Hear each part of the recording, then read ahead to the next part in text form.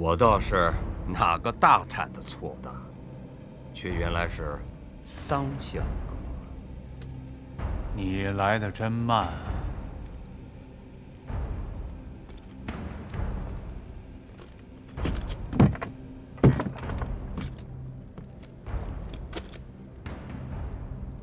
无礼，这是桑相公。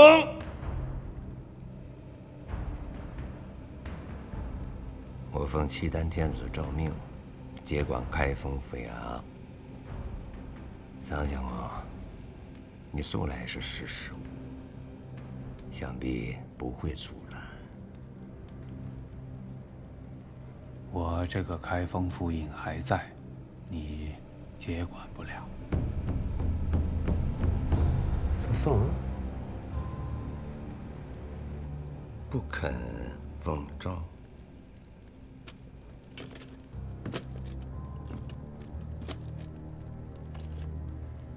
你这阿臧杀财，明明死期当至，还自以为得机，实在是夏虫不足语冰啊！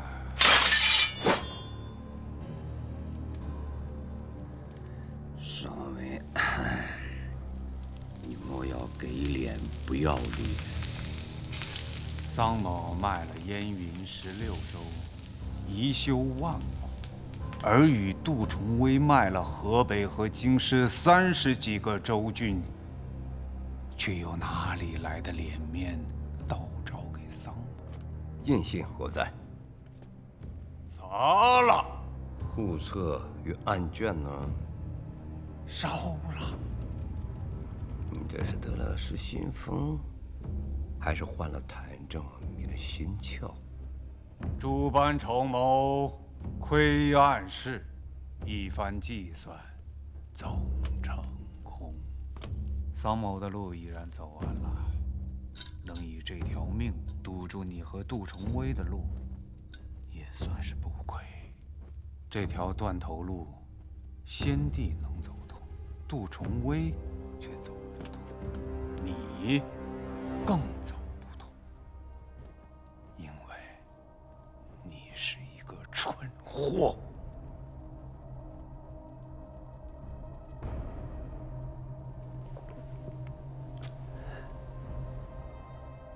好，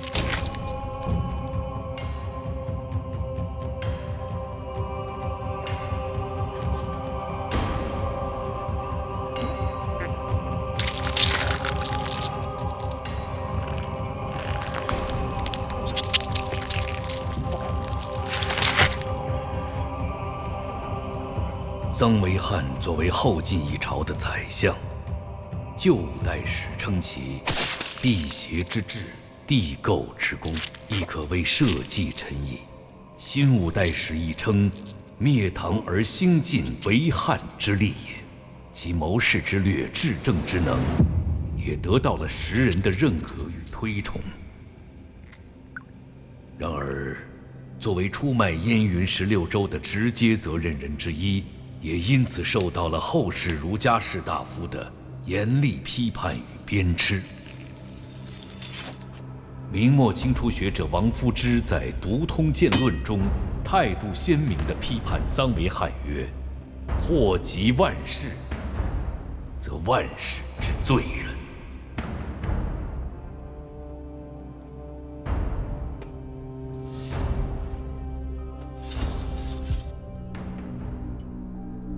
中军，末将在。晓谕全军，改假3日，全全城大肃。打头阵的弟兄，大封第一日，其他人2、3日，让弟兄们记好时辰。大后日晚间，须使各自归队。谢配。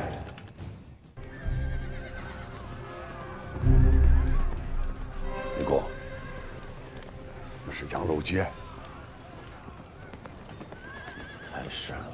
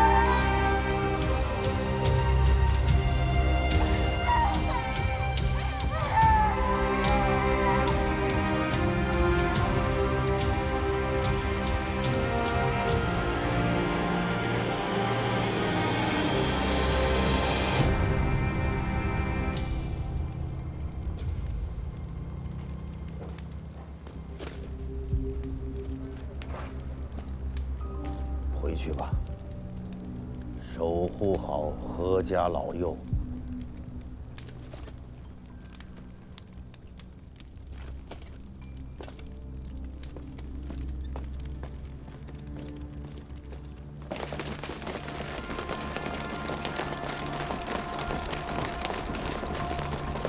赵府，走。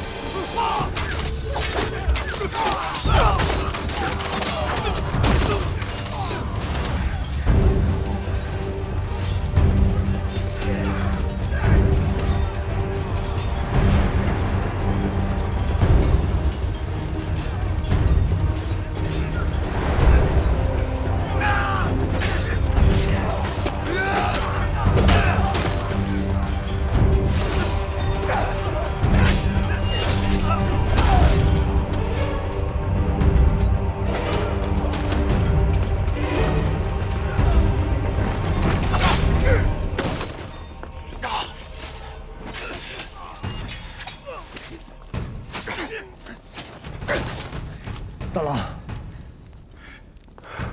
把这些人都拖到后面的坑里，再打些水来，把地上的血冲洗干净。埋了吗？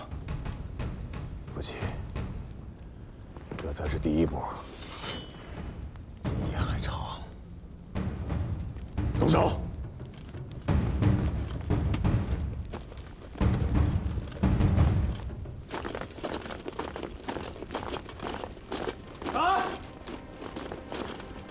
黑元朝见多。嗯。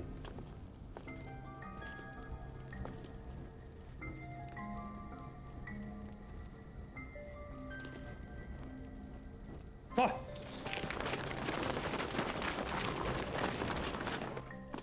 使君，某等愿为第一阵，但却要告知墙上的兄弟，莫要误想。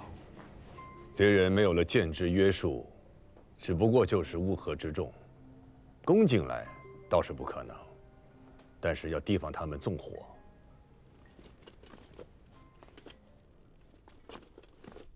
这便是所谓的买卖吗？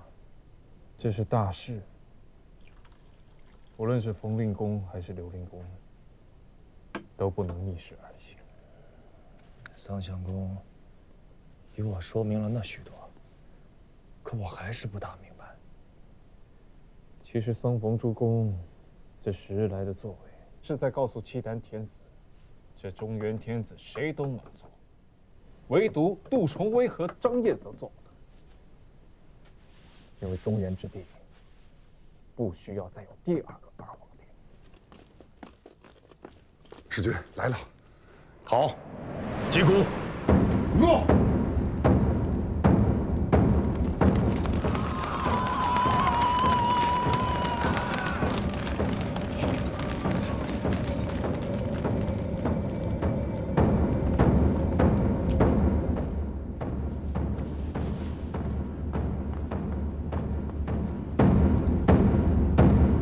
请大刀！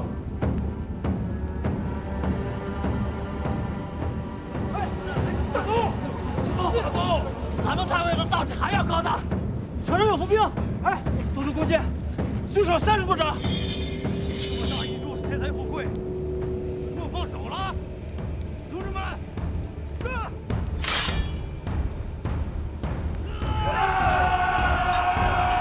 冷静点，再大的富贵，也得能抓到手里才算数。如许大一座京师，能得富贵的所在不止这一处。就是。送在此处，怕不是要冤死了！撤！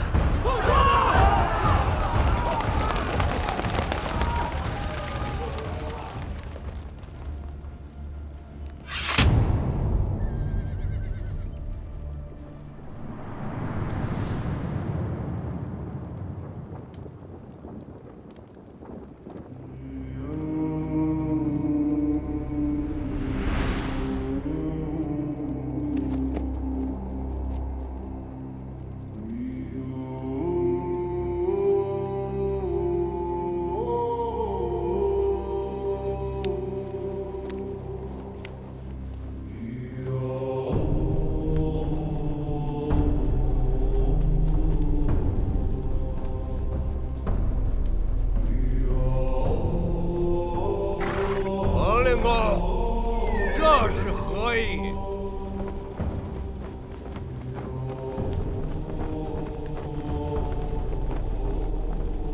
此门曰明德，无德之人不得入此门。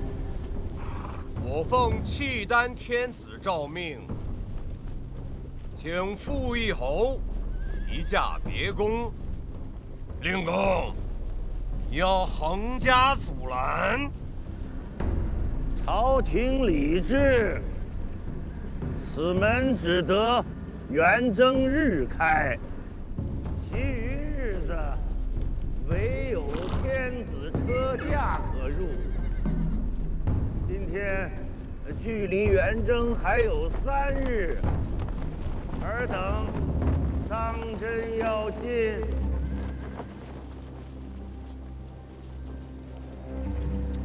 哎，纵使此门不得入，一公之事势在必行，望冯公莫要忤逆抗旨，自然祸端。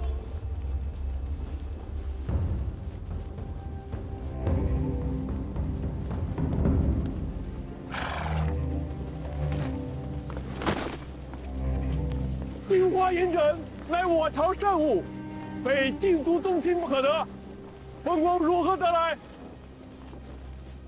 数载之前，出使上京，有人所赠。陛下所赐，还不快快下马！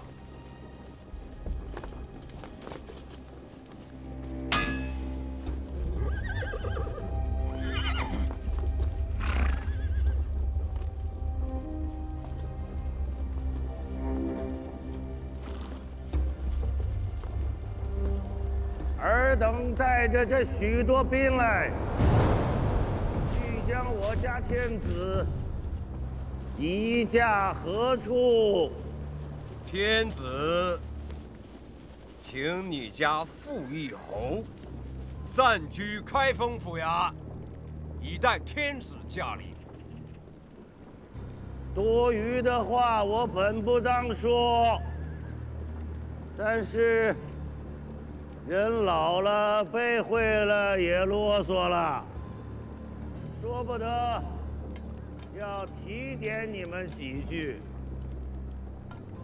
李天子驾临京师之日，此天子是要驾前请罪的，此人是请不了罪的。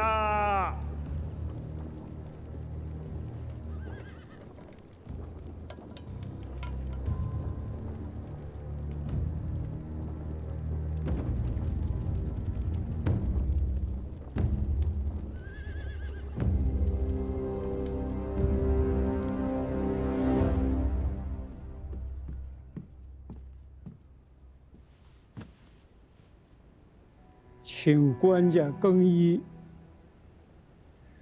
侯爵是从三品，降沙符，通天冠，僭越了。官家恕罪，宫中实在找不到合身的三品肤色。莫再叫我官家。官家，永远是官家。邯郸旅客。一梦黄粱，以为不过是话本戏言。今日才知各种滋味。也罢了，就穿这身衣服便是。蘸的黄粱饭，熟了。